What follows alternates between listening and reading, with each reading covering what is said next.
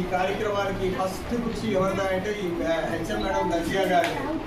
ఆమె కంపల్సరీగా ప్రతి సంవత్సరం మా పిల్లలు అని ఆ పిల్లల్ని కూడా ఒక కార్పొరేట్ స్కూల్లో చేయాలని చేస్తున్నది. ఈ కార్యక్రమానికి ముందుగా మన ముఖ్య అతిథి ఈరోజు శ్రీ దుర్గరాశి వెంకన్న గారిని వేదిక మీదుగా ఆహ్వానిస్తున్నారు.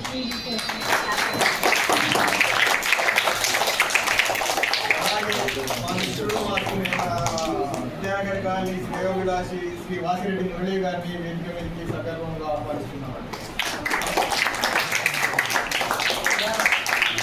అలాగే Telangana association Vidyanagar colony president Konnu Nageswara Rao గారిని వేదిక మీదగా ఆహ్వానిస్తున్నారు.